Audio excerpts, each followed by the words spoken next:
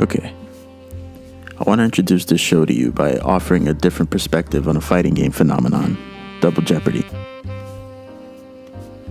We usually use it to describe when somebody loses to the same person twice in a tournament. See, but in my experience with the phrase, we didn't really call it Double Jeopardy in hindsight over the results. We didn't wait for one player to lose to the other. If you played the same guy twice, that was Double Jeopardy. This kind of leaves us some room for interpretation. See, there's two sides to the coin, and if you played in enough tournaments, you've probably found yourself there, center stage, casted in a modern-day Greek tragedy. The first side of the coin is the restorative side, where the universe is trying to correct itself because you beat somebody you probably shouldn't have beat. But there they are, and now the path to prosperity has to go through a familiar, salty face. The flip side is the redemptive side, competing against the player who put you into loser's bracket. You probably did it convincingly too. Now your tournament life is a wilting flower, and its survival is contingent on your figuring some shit out and climbing from the depths. Our inaugural episode will take a look at the redemptive arc of Double Jeopardy. Enter Keninblack, a skilled third strike veteran who became proficient at Skullgirls, dominating the East Coast scene during the game's second season, slightly different edition. EVO 2013 was the stage, and Keninblack had to play NCV, the best pain wheel in the world, a training partner to the best players in the world, and the very player who put him into loser's bracket in the first place. Their match decided who had the esteemed honor of making EVO's top 8. My name's Frankie BFG, and we're going inside the BlackBox. Keninblack versus NCV, Skullgirls top 32 at EVO 2013.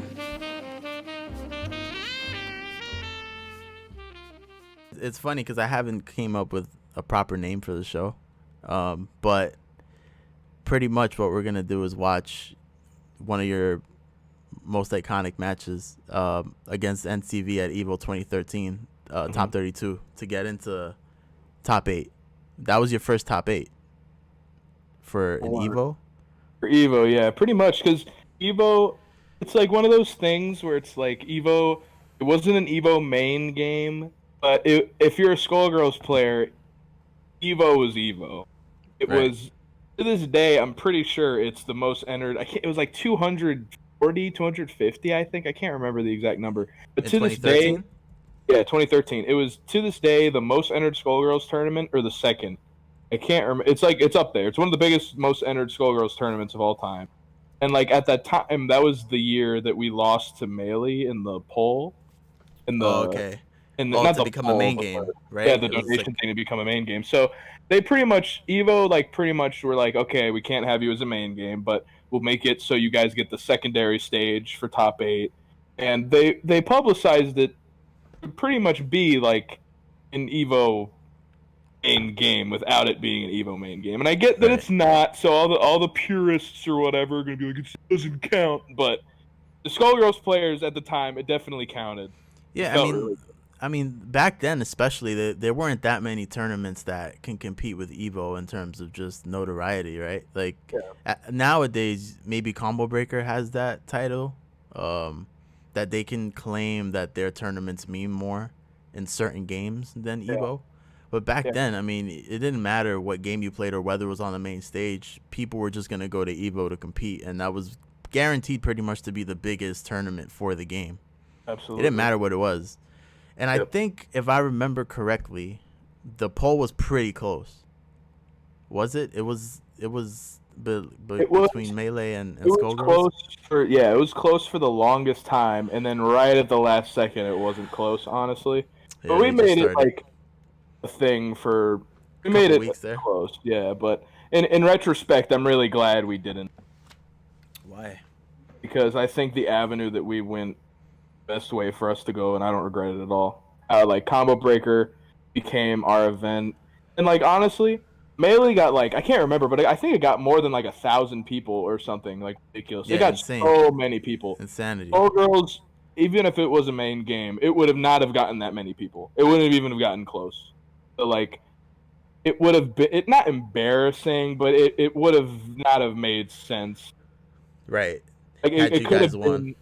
Yeah, it would have been like my nightmare would be it's a main game and then Melee has a side event and the side event got more entrants than Skullgirls is a main game. That Yeah, would have been a very realistic conclusion to that. So Melee deserved it.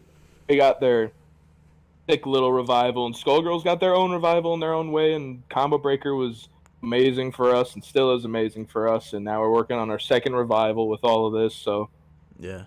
I don't I mean, regret any of it, but it, Evo it 2012 and 13 and 14 were really big years. is Scroll Girls kind of in that state right now where it needs a revival, or it just needs a injection of adrenaline. Definitely an injection for sure. That's a great way to put it because like I'd say 2017, 2018 was when a lot of like the top players specifically were kind of just playing the game for so long and interested in playing other stuff. Sonic, they were focused on Sonic's always been playing. They've always played a bunch of games, but Yeah, absolutely. Girls has always been one of their staples, one of their favorites. And they were wanting to focus more on Dragon Ball, focus more on NRS. Sage wanted to focus on Marvel Infinite, wanted to focus on Dragon Ball. I wanted to play anything else but Skullgirls. I was not having a good time with the game at that Hmm. point in time. I was just burnt out. Yeah, yeah, yeah. I just played it pretty much exclusively with a little third strike sprinkled on the side for like Mm, 6 years straight. I just right. needed to do something else. And No, I so on remember and that. so I remember forth. that. Yeah, 'Cause there's just at a that time, bunch you were of part of a players. team, right? Like during that stretch where you were really playing Skullgirls heavy. Yeah, Team CR, Critical Reaction, shout outs to them. Yeah, big Definitely shots. great squad. But yeah, no, so we were just, everybody was kind of just burnt out, and there's plenty of other people. So it just kind of like numbers, it wasn't just us, it was like mid level and high level and whatever level players too. Like numbers decreased instead of increased. And it's like just as weird as it is, this pandemic did kind of help get people back into the game because they're like, okay, I can't play other games because only like 4 games have good netcode. Right. Old It's Girls is one of them, and I already played that for thousands and thousands of hours, so I might as well play it again. And you go, oh yeah, this game's really fun. right. And then it helps, and it helps that all the little homies are like enjoying it, and they kind of need somebody to show them the ropes. I'm sure that gives you a little bit more energy too than if it was just you Sure. grinding away, right? Yeah, there's so many players that have kept playing this whole time. There's new players getting into it, and with all the streams and Sage and Sonic, everybody's doing a really good job promoting the game right now, and it's going really well. So I can't wait for New York is going to be broken. New York's not even going to be fair. The locals here are going to be shark attacks. It's usually like that. It's For sure, good. for sure. That's absolutely good. I'm excited, but just yeah, the fact that you can do online events. I was streaming the other day, playing Skullgirls, and I played Boars. Mr. Boars, I think is his tag. He Hmm. lives in Russia, and like besides like 2 stutters, It was maybe crispy. it was fine. Like I was landing everything, he was landing everything. It was crazy. I was like, I didn't even know he was in Russia until someone told me after. I was like, what? It's crazy. I Yeah. can't play someone in Granblue down the street. Oh, absolutely. Yeah, I can't play anybody in. Like I moved to Brooklyn recently. I can't play anybody in Third Strike that's outside of Brooklyn. Yeah, I Pretty remember we much. tried playing Dragon Ball once, and we did like 5 games. You're like, It dude, was like forget no, it. no, This no. Yeah, yeah, sucks. yeah. We can't do it. Oh shit. Yeah, I mean it's funny, right? That it takes something like this, something so dire, to get companies to look at themselves in the mirror. Or Evo, yeah, and Evo Online, like as much as people, as much as there's like beef between like Evo and the Skullgirl scene, it can't be denied that this is a good thing for the game. Yeah. It's just helping put eyes on the game and Mhm. helping people get into it. That can't be understated. So that's great for it too. It's just everything's just working out. So I'm really stoked to Yeah. keep going moving forward. Just as much as I am excited for Jazzy Circuit to be back online and going and Mhm. yeah. Yeah, I mean, no matter what people want to argue, Evo is 99 times out of 100 going to be a net positive for whatever game they decide to run. For sure. in any capacity, right? So I know plenty of people personally who are getting into them fighting herds, that would Yep. never touch the game before. And I just think that they're doing the best with what they got.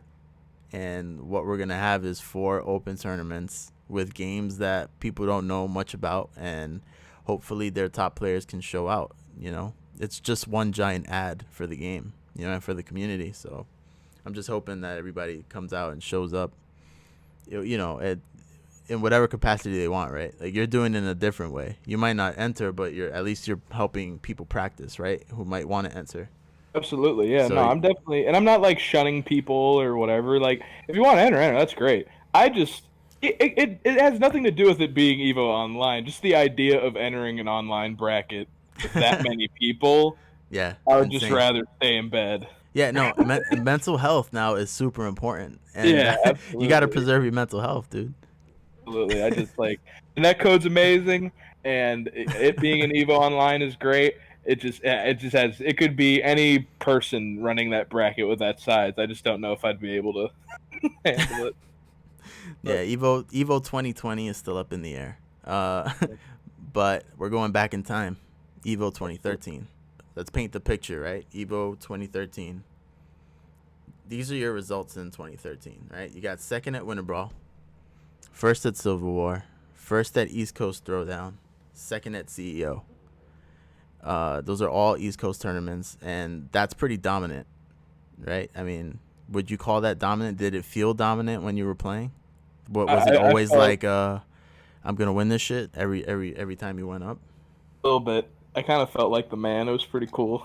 It was at the time, um, yeah, it was pretty much in 2013 we played the version called SDE, slightly different edition, which is basically the second big build of the game. All Vanilla's right. over, and SDE is here. And SDE was pretty different, but not a lot different. Now the game is all about resets and scummy mix-ups and just messing your stuff up because how the combos work, they have to be shorter. Back then, you could pretty much just TOD anybody off of a touch. Yeah, that's what it So looked the like. so the game, yeah, the game was way more about just like TODing someone off of a touch. And I didn't really do that at all. I was playing current Skullgirls back in 2013. I went for a Good guy. TOD. Yeah, I went for TODs 3 times at Evo 2013, and I dropped it twice, and I landed it once. Just to give you an idea, the people who were in grand finals, they were TODing every hit that they got. And I Right. was out there just like, it doesn't matter if I'm not doing TODs, you can't block me. Right. Most people couldn't, so that was cool. But Well, um, it's dope that a game can have that kind of variety, right? Because oh, you absolutely, know, TODs aren't for everyone. no, There's certain people who are more comfortable playing the mix-up game. yeah. My But team had to do it a little more because me setting up the TOD was a little more difficult because I was just playing the duo of Parasol Double at the time, hmm and setting it up was really difficult and it was very meter reliant. But I could pretty much two touch anyone anyway. Like I could just like do boom boom reset, boom kill them. That's kind of what I went for.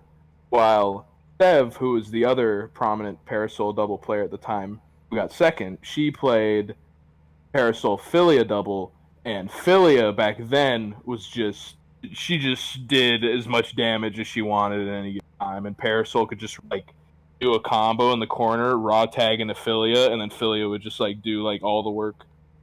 They would just die. I didn't have that luxury. right. I just played the duo.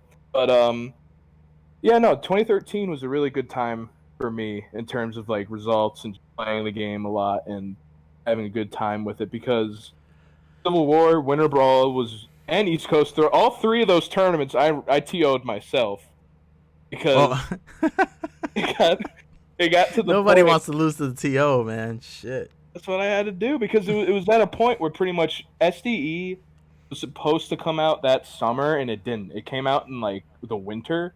Mm. So a lot of the momentum that the game had during vanilla, which was a really good amount, definitely dwindled by a lot.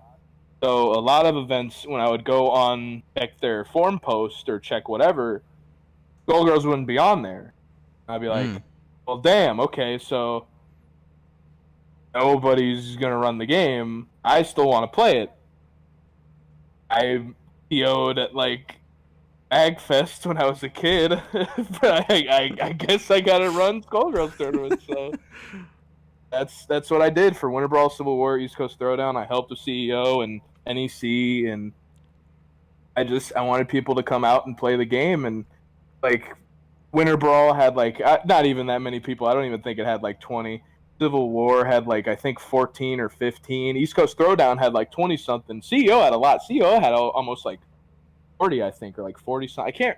I'm kind Damn. of just saying numbers. I really can't remember, but like at the time, the game was like at a low point Mm-hmm. compared to 2012 when it just came out as a new fighting game in vanilla. So like everything broke like triple digits, Yeah. and then like 2015, 2016, where like we had our like big revival going on. So like everyone was playing it again, and Combo Breaker was getting crazy numbers. CO Taku was getting crazy numbers. So this was back when it was kind of just like the only people who played it were people that knew each other, Mm. and we just did whatever we could. We drove wherever we had to drive to play the same 8 people, and just we played it because it was fun and we liked doing it. Back in 2013. I mean, still though, right? It doesn't matter. The point is that there is competition going on, Oh yeah, and there are people trying to win. And for the most part, especially in the East Coast, you won. Did you feel any pressure going into Evo then? Like to kind of prove that those placings on the East Coast wasn't fraudulent, you know? absolutely. I was seated, I believe, top 4, Mm. and I got 7th. So didn't play as well as I could have, but Underachieved a little. yeah, but I definitely I was super happy with how I did, and I knew going into it that I could beat anybody. So Yeah. that felt good. Yeah, so going into it, me and Winnie, we just had such confidence. We just played every day. We would play a first to 100 at the start of the day, and then later that day for like 2 weeks That's crack. before Evo. Yeah, we were like, we need to be better than everybody. That's We Marvel can't. 2 levels of crack right there. Yeah, we wanted to win, and yeah, no, going into it, I was definitely feeling pressure, but I was just happy. It was such a good time. Like it was like our first real big tournament where like because Evo 2012, like people didn't really know each other You're right. because of the Skullgirls scene. It was such a new scene, and like a lot of those people in Evo 2012, to be honest, didn't keep playing. A lot Mm. of them just stopped playing for some reason because they just, I guess, didn't like the direction the game was going in, which was a better one, or they just like wanted to play something else. So 2013 was like about the people who were still there and just like getting to see everybody in like the Midwest and the West Coast and Japan, and it was really really exciting meeting everybody and seeing everyone again. And like it was like the first time where it was really about like me with my East Coast boys like really rooting for each other, and like all of us are capable of doing really well, and we're just like supporting each other and getting hype as hell and just kind of beat whoever we can. It was a lot of fun. Did and during that year, right, that you played in 2013, did you have any run-ins with NCV? No, NCV is a Midwest boy. I believe Chicago, Illinois. He's pretty much, it was East Coast. I was the king, I guess. I don't want to self-proclaim that, but numbers don't lie. Do your thing. Yeah, Numbers don't lie. I was I was like the king, and then McPeanuts was also amazing. He's the one that beat me at Winter Brawl. Amazing. I beat him at East Coast Throwdown, but he's Nice. amazing. At that point in the game, he was amazing. Winnie, of course, and I'm missing other people for some reason. But those are like the three. Me, Winnie, and McPeanuts were like the three big, like consistent East Coast names that traveled to stuff the most and really were trying to play the most. And then Midwest was really, really, really, really good at school. They were insane at schools. Duck Gator is the Evo 2012 and Evo 2013 champion, and Jesus. they beat me at CEO 2013, and they won pretty much everything that they entered for like 2 years. One of the best Valentine players of all time. They're absolutely ridiculous. They won this tournament. They're insane. The person they practice with all the time is NCV, who at that point is pretty much the best pain wheel. So I I mean, never yeah, go ahead. I never had a run-in with him until then, but we played a lot of casuals that weekend. And I was really experimenting with things, and yeah, he's amazing. He still plays, and he's still amazing. We both play the exact same team now. That's pretty fun. That's funny. Now you guys are kindred spirits, right? After Absolutely, after all this time. for sure. All right, so game one starts, right? And I'm just, again, I'm coming into this with so much ignorance, right? I'm just trying to understand the game, and something kind of stood out to me immediately, and it was the thought that maybe while we were playing in the dark ages of fighting games back in 2008, 2009, or maybe you were playing in the dark ages of tournament commentary, especially outside of top 8 Evo. Yeah, okay, that was just kind of like much respect and much love to all of them, but Skullgirls commentary is not that bad. At the time, we did our best at East Coast events to make sure. McPeanuts loved doing commentary, and he's amazing on the mic. He's one of the best Skullgirls commentators of all time. Gator's an amazing commentator. It's a tight knit scene. Like the players had to commentate, the players had to stream, the players Right, had to yeah. TO because no one else would. So Evo 2013 with the whole using donation money to get the stuff in. Like they were really promoting everything. So like the whole Lab Zero staff was there, and all the voice actresses were there, and like people who worked on the game. The Right. voice actresses and the people who worked on the game are the people that didn't work on the game but were a part of the game. Were the ones on commentary, and you can tell. Yeah, And- absolutely.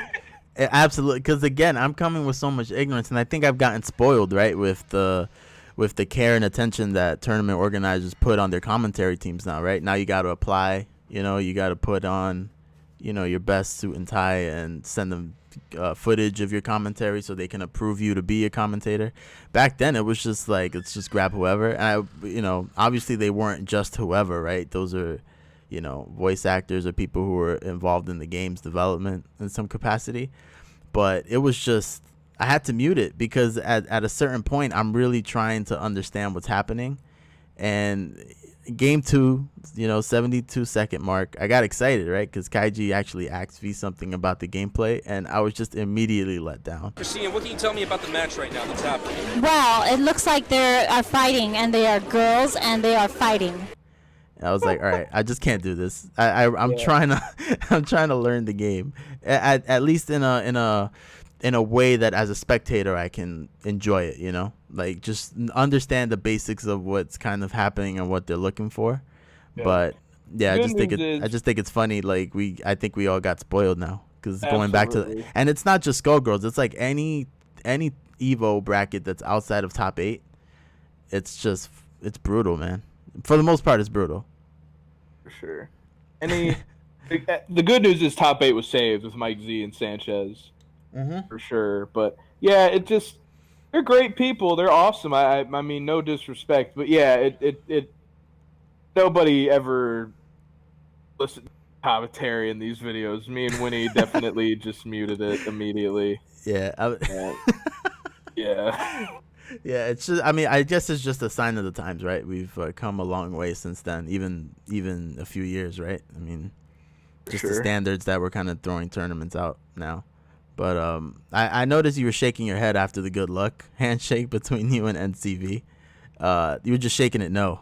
Is that part of like the pre-fight ritual, or was it just nerves, or were you angry? Were you trying to channel that inner demon? Yeah, because he sent me to losers early on. Oh, the plot thickens. Yeah, I did not know that.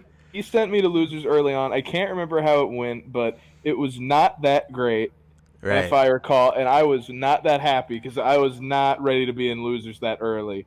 So I was just like, dude, next person you play, it doesn't even matter. Just fuck them up. And shout out to that one other dude, but damn, that was a quick one.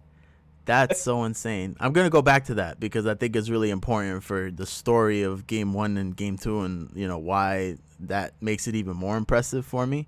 Yeah, no, it was either I was going to get double eliminated by the same person and get 9th, or I'm going to conquer the demon and get top 8. And there was no other way to go. That's fucking pressure. Talking about just your performances throughout the year, that's kind of, man. Absolutely. Yeah, that's a lot of pressure. I was so nervous. This tournament is what taught me especially during my top 8 match. Those are this tournament as a whole is the experience that led me to where I am now, where I just am way better with nerves because this event had to happen. I was a Right. nervous wreck every second that I played. Oh, dude, I was a nervous wreck. It's just no comparison, right? And you don't get hardened by it until you go through it, you know. Yep. So it's nothing can prepare you for that, and nothing has prepared me, I think, for something like Evo. If it's for one of the newer games, because I've never been to an Evo. Again, we're the middle children of Third Strike. So by the time I got good enough to want to play at an Evo, they were doing the doubles tournament, and that was it. And that was the last year that Third Strike had Evo as like a kind of a main game. But yeah, that's just insane, dude. Like Evo nerves are probably top 2 most nervous you're ever going to be in your life. Absolutely. And yeah, it's just the whole, but like, oh, it's a side tournament. Like, nobody in that room that cared about Skullgirls thought like that. Yeah. Nobody did. We all knew that this was our Evo. This was it. So you ran Parasol and double, right? Is that what you ran the whole tournament? Yep.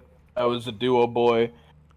Parasol double for most of my playing time, pretty much. I played Peacock Parasol in vanilla at first, and then I just went to Parasol double, and then once it was like 2014 is when I started playing trio. But for the first like 3 years of the game, I was exclusively just Parasol double. So I mean, because I think about games like CVS too, that kind of have a fluid, variable type of team building mechanic, right? You got the 4 ratios that you can split between 1 or 3 characters. Yep. But that game's meta pretty much stayed static throughout the whole time. It's 3 characters. You put your anchor back with the 2 ratios, and you get some good batteries up front, depending on which groove you play.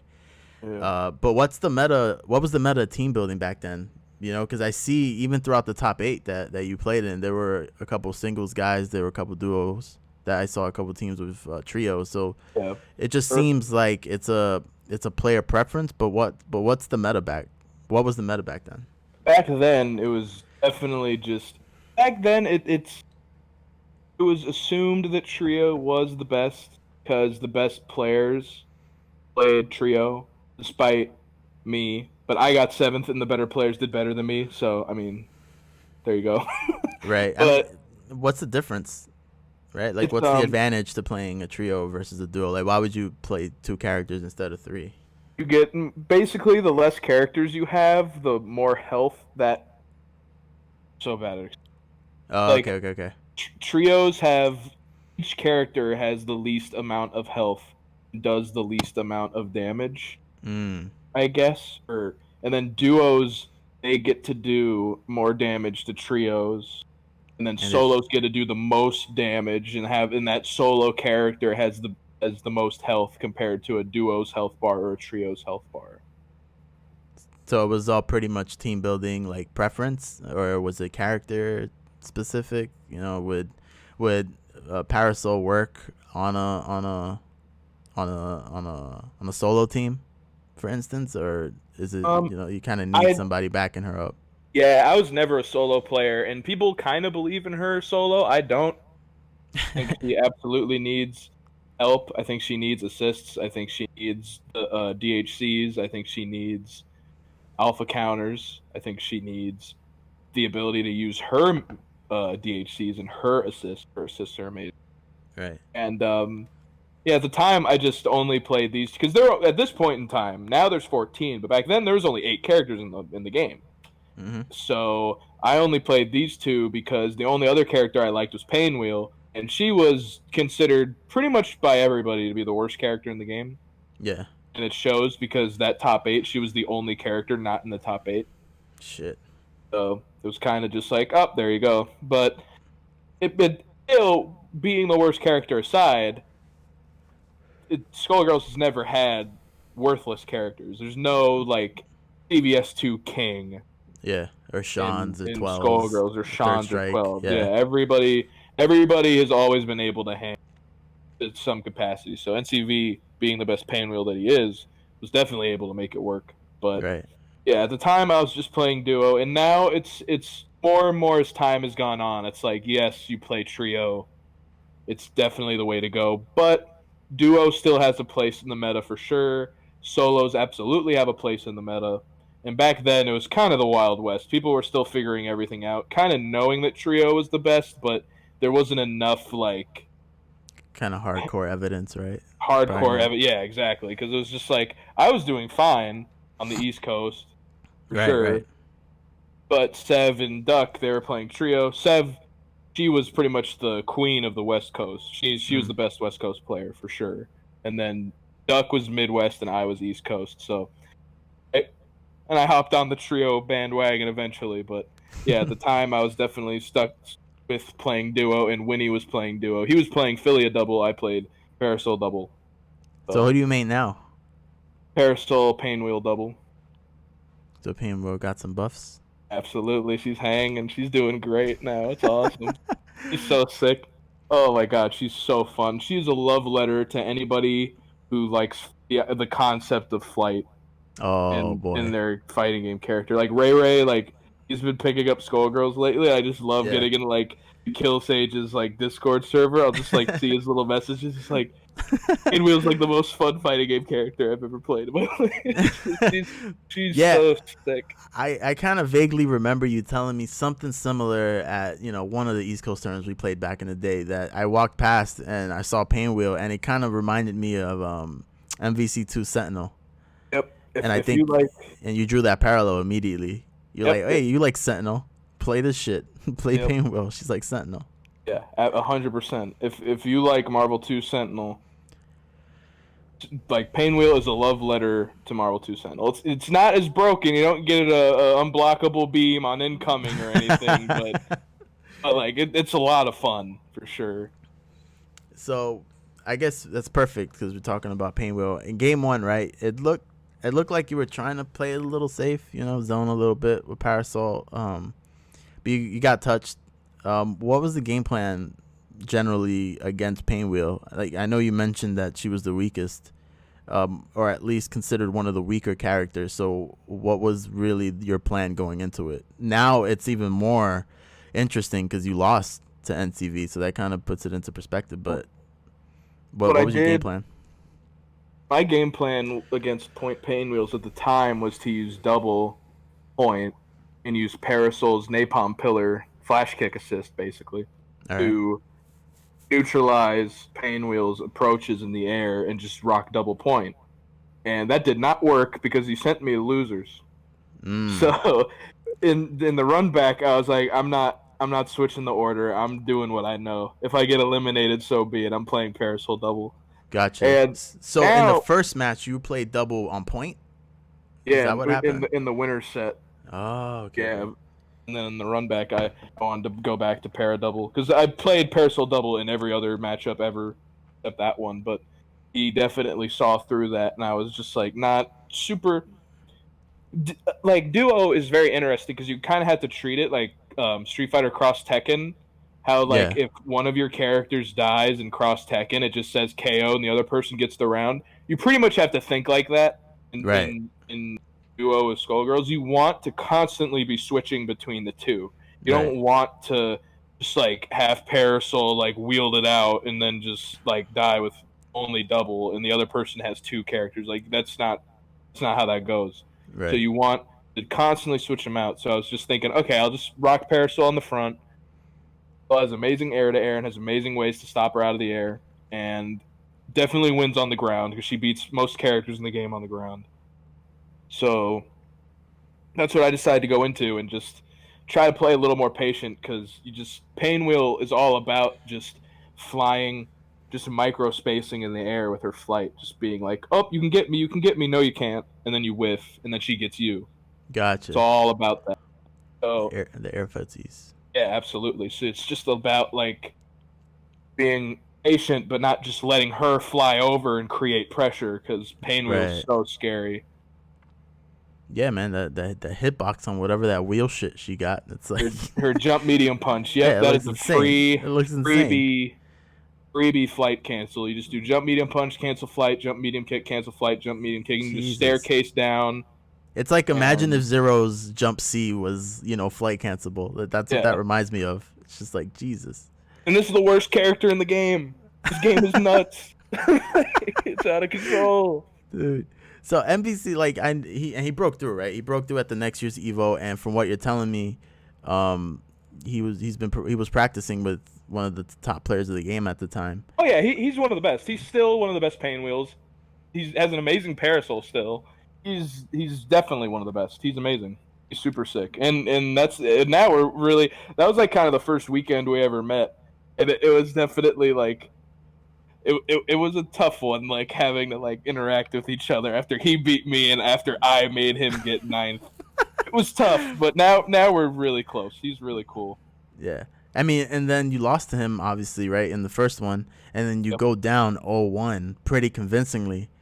I mean, what the fuck were you thinking in between the matches or during that match? Like when things are going downhill, you kind of understand, all right, this isn't my game to win. So, I mean, what were you thinking when that second character yours was just getting mixed? I mean, your life was melting away. It's like, shit, I'm about to go down 0-1. What were you thinking? I was just like, look, you can't fall apart now. If you fall apart now, then you're already lost. You have to believe that you can do this. You have to understand that even though they're up 1, you can win 2. I was just thinking of the casuals. Like, I was like, what is going on? I've been beating them in casuals all weekend. Like, why is it now? Why can't it be? Why does it have to be now? I gave him too much. To work with. Maybe, right? But, I mean, speaking of, what notes were you looking at between games 1 and 2? I think I was just changing songs. I don't think I had any notes. I think I was just listening to music. Yeah, I usually just open up Twitter and close it right back up. It's just a nervous tick. It's just a tick. For sure. So, no, I think I was trying like music that time to see if that would help with my nerves, and it didn't. I definitely need to hear the game. What music were you trying to listen to, or do you listen to when you play games now? Like, do you listen to anything specific, any genre or anything like that? In tournament, not really, but like I don't listen to anything. I just listen to game sound. But like when I'm playing at home, I just like vibe to whatever. But yeah, I was definitely just like trying to switch songs, and oh my god, he did smoke me. That's just versus games. It's like, oh, right. Yep, I didn't get to play. All right, this is one of those games. That's how it goes. I think like Chris Matrix once said, it's just one of those games. This is back when it was 2 out of 3. We switched it to 3 out of 5. That's insane, man. In like 2015, I think, is when like as a whole the community was like 3 out of 5. I can't believe we played this game in any patch 2 out of 3. That's insane to me. It goes by so fast. Oh, bet. Yeah, so I think that did it wake you up? I mean, like losing to him in that first game, because I counted, right? And in the game 1, you jumped back like 5 times, right? And then he obviously touched you, and then you got mixed and died, right? And then in game 2, you got way, way, way more aggressive. I think you only jumped back once, and it might have been an accident. But after you dealt your damage, right, you kind of you went back into that zoning pocket again. So what was going through your head that made you just switch up that from that kind of I'm gonna be careful to I'm just gonna go in now? I was just like, okay, clearly waiting it out is not working. Let's see if I can just like go at it, because that's what I'm best at with my parasol. My parasol's at you. She's supposed to be like a neutral poking character, and I've always like been like, nah, you rush it down with her. You can go in with her with her big ass buttons, crazy normals, or crazy fireball pressure, and like that's just what I was going for. And then as soon as I like get a lead and I realize that the mix isn't working, she can fall back and use that neutral to her advantage, and you don't have to like waste the lead. Right. So the fireball traps become zoning now. They become kind of zoning traps. Absolutely. So that's what I was going for. And the second game went pretty well.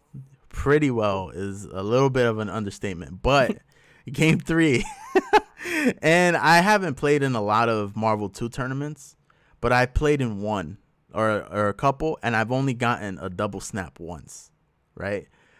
There's no better feeling than getting a double snap, especially starting a match. I did a reset too. I'm so great. In the beginning of the match, the final deciding game, fucking loser goes home. You start off with a double snap. if the commentary was a little bit more dialed in, that would have been the hypest part of top 32. Absolutely. But did you get a perfect in that game? I felt like you got a perfect. I didn't see you get touched. I might have.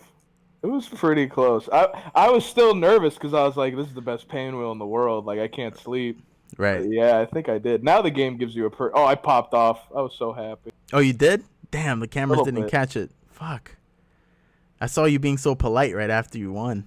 I didn't think there was a pop off anywhere in that sportsmanship. I think it's a pop off later, like maybe a later pop off. But damn, Like you took a couple steps, like it sunk in a little bit after yeah. after a minute or so. Yeah, no, our double snaps were very common back then because we all sucked at calling assists. Oh, okay. We're still getting better at it. The game just invites you to do it so much, but you just gotta remember that. And but I'm personally, since I've been playing again, like playing mad casuals with everybody, I like double snapped way less than I used to, just from like not playing at all. So I'm happy that I've toned it down. Did you read that he was coming out swinging? Because it kind of felt like one of those, like a Psylocke trap, like in Marvel 2, where the guy just got careless. Both of his characters get swept up, and then you closed it out. But like, did you think he would come out swinging like that? Is that why it looked like you were ready to hang back a little bit at the start of that third game? Yeah, I think I could smell like that since I answered his like game one with aggression. I think he wanted to try to match it. And Parasol at that point in the game's life and now has some of the best air-to-air potential in the game. Just really hard to like beat her in the air. So I just was able to make that work out. Get a really nice double snap. And if you get a double snap versus a duo team, it's pretty much win. Yeah, it's the curtains, man. Like if it's a trio, it's like, oh, whatever. I still have 2/3 of my team usually. If it's like an immediate one. But if it's a duo, that's half the whole team. Now you're just playing a solo with no damage. Right, and then I guess because characters are designed more carefully in Skullgirls, with games like Marvel 2 in the back of Mike Z's mind, you're basically playing with 3 points, right? So if you lose one of them, it's like not a big deal, It's not like you're coming out with like a shit character, Yeah, that never happens. There's no like, all right, it's time for Tron Bond to pull through versus Magneto. Let's see what happens. Oh shit. Yeah, it was definitely just like, he's very able to use this pain wheel to smoke both of my characters. I have to I can't celebrate yet at all. You got to still be careful. Absolutely. NCV is a beast. So I took a look at the patch notes, right, for this past patch that came out for Skullgirls. And I almost passed out because of how little I really know about the game, and just it was information overload. So I can't possibly begin to understand, the answer to this question. But and it's only been a week, right, since it came out, pretty much on the day that we're recording this. But how do you like it so far? It's good. It surprisingly, believe it or not, it's compared to Mike's usual patches and what is potentially coming in the future after Evo. It's not that much gameplay wise. Yeah. Like we're in for a potential pretty big patch that he has planned after Evo Online. Supposedly, we'll see what happens, but it definitely gave quality of life fixes, changed some things. I love the new stage. All the new colors are sick. So I'm just glad that it helped breathe some life into the game with all the momentum that it had. They definitely read the room and were like, okay, we gotta feed the streets. Right. So, what would you recommend then? Right, I mean, this game is getting a lot of hype, a lot of new interest. I'm assuming a lot of new downloads, right? It was like $2 over the weekend or something like that, something crazy. So if I wanted to get into Skullgirls, where would you recommend I go to look for information? PlaySkullgirls.com.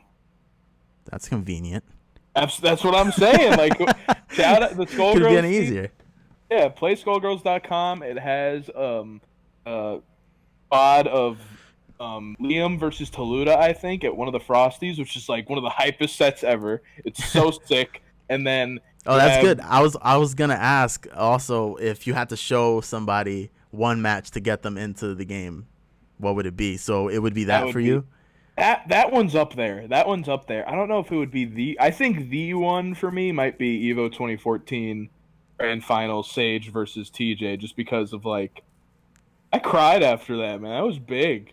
That was crazy. We were all so happy. But there's so many. There's so many good moments. But yeah, it has the Mizumi. I think that's how you say it, Mizumi wiki. Which has so much information about every character and about the whole engine of the game. It has Tuna with Bacon, which is VOD or video website that is amazing. You type in a type of player or you search by character. It gives you videos of what you want by most recent all the way down. It's strictly this patch. That's amazing. Yeah, absolutely amazing. What else? That's amazing. It has a bunch of resources. So yeah, playskullgirls.com if you have any interest in the game whatsoever. The community Discord, it gives you a link to the community Discord. It lets you know all the tournaments coming up right now. Yeah, but in the future there'll be more. And just yeah, that's pretty much it. That's pretty much all you need. And then just play the fucking game. Yeah, just play the game, grind it out, hit up people for questions. The whole scene as a whole is really nice. The Kill Sage streams all the time and helps out new players. And I'm working on streaming. Keninblack 3S, you already know what it is. Yeah. What's the Twitch name? Keninblack 3S. Keninblack 3S. All right. That'll be somewhere on the screen when this comes out. Oh yeah, thank you. But yeah, nuts.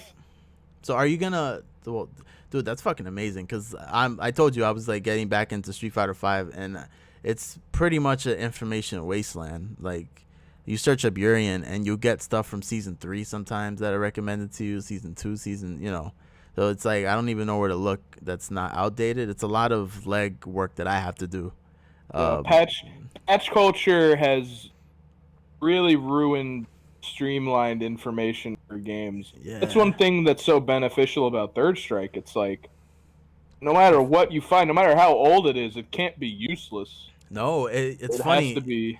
Do you remember those Thong Boy tutorials? Like they had one for the basics of the game, and then he made one I think for 12. He made like a 12 tutorial. Mm-hmm. That's the best 12 tutorial of all time. Yeah, and it was the best Third Strike tutorials. And it was made like 50 years ago. Yep. But it's still relevant, and it's still, like even the basics video I'll go back to sometimes, and just to, I don't know, it's just good to kind of keep those things fresh in your mind. But they're amazing. Yeah, nothing could be further from the truth from the games now that are like patched to hell, and then content becomes like almost immediately, like your content has a 1-year shelf life. Pretty much. Of relevancy. And so I mean it's good that more people are coming out with more things, but it sucks that you can't just I don't know, exit out from the zeitgeist, right? You just want to be like, all right, anything that's before season 5 Street Fighter 5 I don't want to see. Yeah, you can't do that. You gotta like shuffle through it. They should really try to do something like Skullgirls and just try to have something that helps archive stuff. That's a hell of a resource, man, for newer guys. Very useful. Check it out. You get that pain wheel ready. So, maybe I don't know. I gotta look into it, dude. I'm reserving it close to the chest, just like I'm sure you are. Like, in terms of taking the game super super seriously, are you waiting for that big patch to come out before you kind of make the decision to climb that mountain again? No, I'm pretty much. I'm climbing. That's it. You're on board for next year's Combo Breaker. Yeah, I'm playing. Evo. Absolutely, I'm playing Third Strike. I'm playing Skullgirls. I'm playing the 2 games I love the most, and just waiting. I'll maybe Guilty Gear Strive. I guess kinda. We'll see. I'm not like super. I don't know. But then like the Riot fighting game is pretty much the only thing I'm looking forward to in terms of like. There's all these new fighting games. It's pretty much just like, all right, am I like selling out or not? Yeah, it's like the same shit. So it's just like, all right, this League fighter or whatever should definitely be like Sellout City. I might as well see how it goes if I can just get randomly good at it. Yeah, you never know. If I get like, I'll just do what everyone else does. Make sure to get good at it the first 3 months. Get a sponsor. The game dies and I get carried. No, it's funny.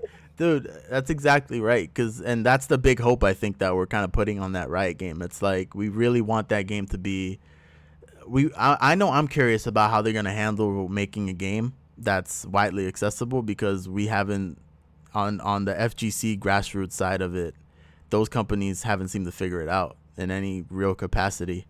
So I'm curious at how they're gonna tackle that. But yeah, for sure, I think everybody who's ever touched a fighting game needs to play that game, just to see. You don't know what skills might carry over. You don't know if you're going to be kind of naturally catered to being good at the game, and it might take you somewhere. And there's more money to go around, in that sector, potentially.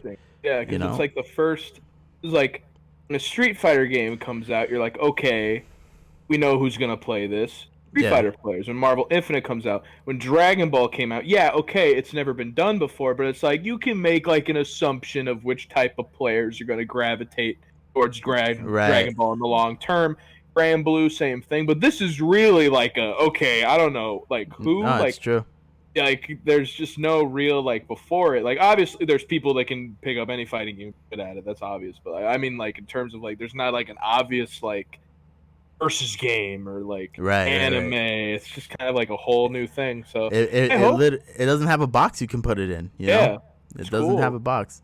I'm excited to see more of it. I'm not rooting. I don't want it to like do bad. I definitely want it to succeed, because honestly, if it does bad, that's a really bad sign for the whole scene as a whole. It's really not good. Pick up fucking League. Pick up Magic. Yep. Pick up fucking anything else. 2K. Just don't pick up a fighting game. If Riot can't make it work. Yeah. If they can't make it work, just don't. If the goal is money, just right, exactly. If the goal is money, that's exactly right. Yeah, that's a good caveat. Yeah, if you're trying to have fun and just play because like at this point, fighting games till I die. But that's what I hate. Is like, oh, Third Strike and Skullgirls are so poverty. Like, how is it any more poverty than any other fighting game in the market right now? All of us are broke. None of you are making money. Dude, you're reading my mind, because because going back to the Riot thing, it's like we're at a point right now where it doesn't matter how good you are at Street Fighter V. For the most part, the top 3 players eat, and nobody else eats. Yeah, Riot has the potential to be that. Riot could be, hey, are you pretty good at the game? Could you add value to a team in a capacity? There's just more money to go around. There's just more food to eat in that. I really hope it makes people eat, because right now, genuinely, like people who think it's like maybe 2 hands, like not even 2 hands, like the amount of people that are genuinely like strictly nothing else competing at fighting games and doing well. Yeah. It's like it's not that high of a number. It just isn't. Not even close to like a number that you want to bank on at all. No, it's not even an investment that would make sense to anybody. Yeah, because and then it never ends. It's like, oh, you were good at Street Fighter 4? All right, cool. You got to be good at Street Fighter 5. Oh, you weren't good? Too bad. Oh, but you were good at Street Fighter 5? Sick. All right, that's cool. All right, but can you be good at Street Fighter 6? Oh, bummer. Sorry. Right. It's just like... And it's you don't know what the hell these companies are going to do with their game. So they'll pretty much just shut down any, like, if maybe one play style works really well in this game and it just won't work the next game. And you're just going to be left out in the cold pretty much. Yep.